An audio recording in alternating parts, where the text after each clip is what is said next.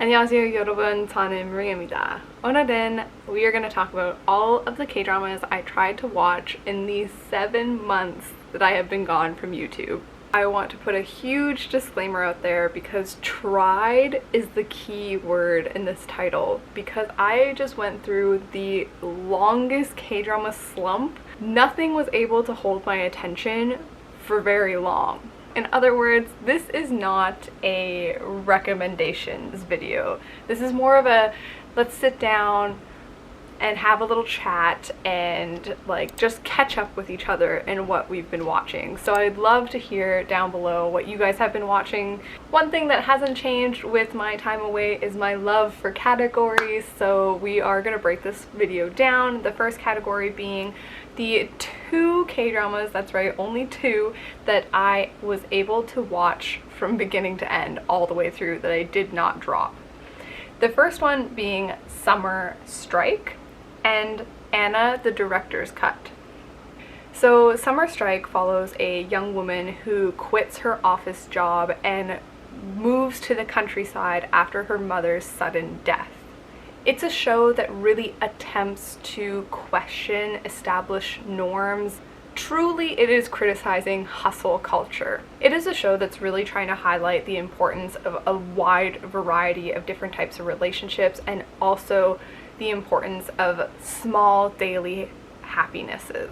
But in the end, I don't feel like the message is fully realized. All throughout the show, they're leaving breadcrumbs, like big and small, about what they're trying to say, but I don't feel like there's ever a moment where characters actually sit down and talk about these issues. There is a voiceover that our female lead gives in the very end, but I don't think that's meaningful enough, because from like halfway to the end, the show really gets muddled with this mystery murder plotline, which I didn't feel like landed or was necessary at all.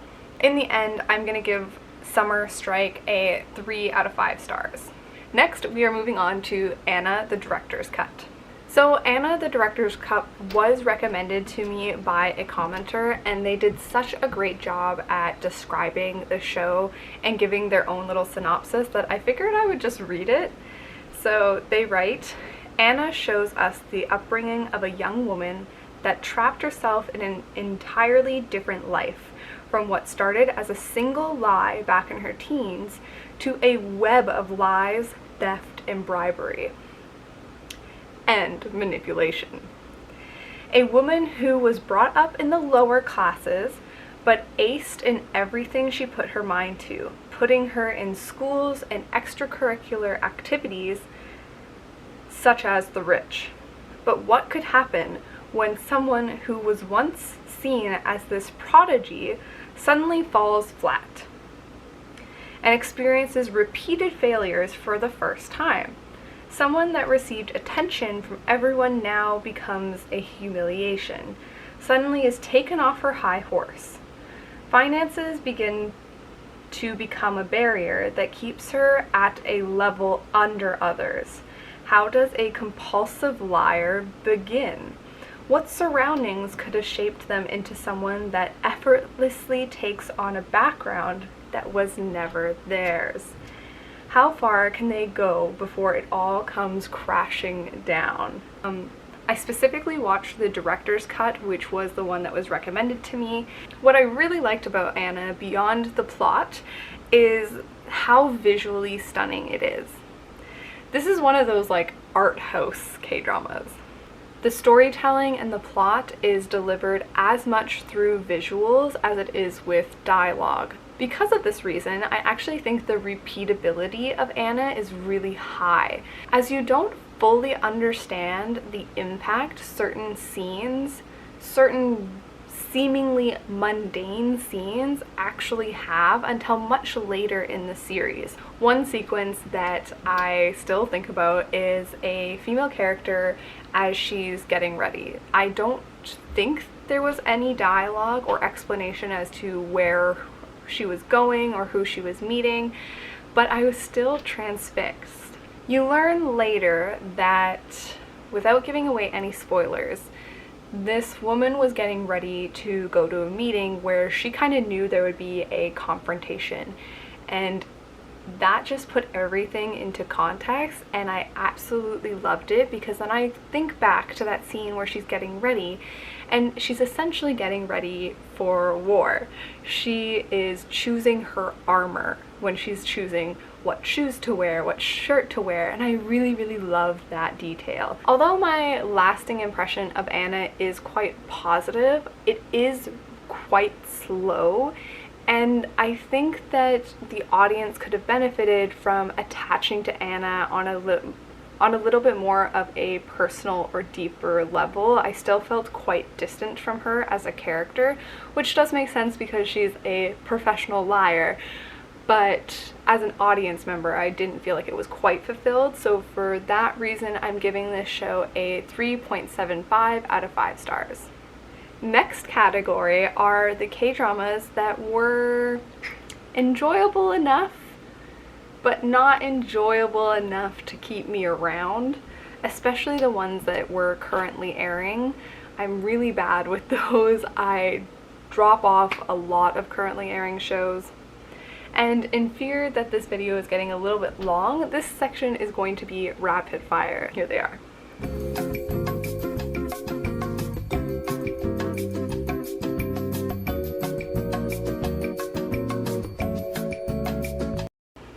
Which one of those K-dramas shocked you the most, and let me know down below what you think is the reason I dropped them. Next, and the very last section, is my faves, or the ones that I watched and enjoyed the most, and I have 2 for this category. The first one is Pachinko is a visually stunning family saga, which I believe is based off of a novel, and it's actually an American adaptation of this novel. 4 generations as they struggle to survive and then also struggle with their own identities.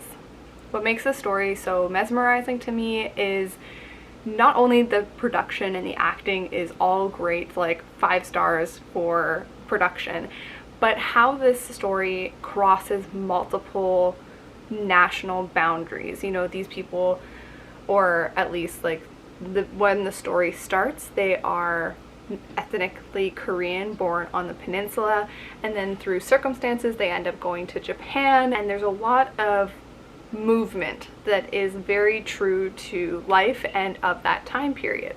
This global nature of Pachinko is also reflected in its production. Like I already said, this is listed online as an American production, an American TV show. And I know this might sound a little odd, but that fact is actually the reason why I wasn't able to finish it. I have like 1 or 2 episodes left, but I really, as you will see, I really got wrapped up in my own mind about this issue. Or not issue, this fact. Okay, so let's rewind a second. About 4 months ago, I posted this on my community tab, and I got into a bit of a discussion with a commenter about whether or not this series could even be called a K-drama, as like I said, it's produced primarily in America, or at least with American funding. Please go just read that whole thread and come back, because then you'll understand the context of where I'm coming from. But to summarize, we were really discussing the characteristics or the aspects of K-dramas that make it a K-drama. Initially, I was coming from the perspective that something is a K-drama if it is made by Koreans for Koreans. But I feel like that definition is a little bit problematic when you apply it to a lot of today's K-dramas, which are global sensations, are made with the intention of reaching a global audience with things like Netflix originals or those that go straight to Apple TV, like Pachinko.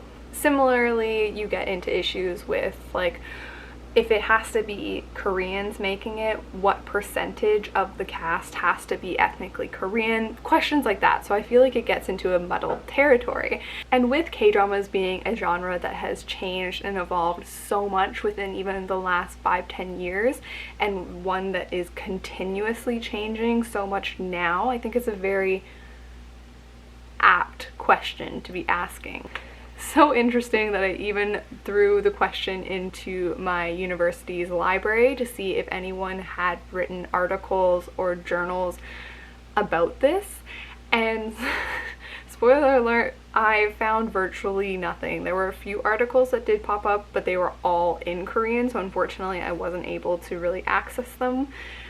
The fact that there's really nothing written on what makes a K-drama is really interesting to me, especially when you pair that with the overwhelming number of results that pop up when you ask what is K-pop. The reason why I never ended up posting a full review of Pachinko is because I went down a rabbit hole of trying to script and research essentially a video essay that answers that question of what is a K-drama, and I had hoped to link that with my final review of Pachinko, but evidently so, that never came to completion yet. Alright, lastly, I have True to Love. This K-drama couldn't have come at a perfect time for me personally because I was going through such a slump and a funk and a disinterest with K-dramas in general that I really was craving that sense of fun and play that I used to get with K-dramas. Like back in 2014 or 2012 when I first started watching K-dramas, I found them so fun. This one came along, I was like, this is it. This K-drama follows a really bumpy relationship between a romance guru and her editor at a publishing company, as she is in the midst of writing another romance slash self-help book while dealing with a really harsh breakup. I will say that it did take a hot second for me to warm up to these characters. They're not initially super likable off the bat. Around the midway of episode 2, I totally switched and I totally got on board with all the characters. Even the side characters are so wonderful to watch. This series really does strike a perfect balance between that nostalgic K-drama formula that I was looking for and being very modern and a breath of fresh air in the way that it depicts a really sad breakup. If you're at all a fan of K-drama romances, this is definitely a must watch. You have to at least give it a chance. Okay, you guys, that is everything from me today. I really look forward to reading what you guys have been watching the last few months because, like I said, I need ideas now that I'm back into watching K-dramas. I need to catch up. I don't even know what's out there. Alright, have a good day, have a good night, bye!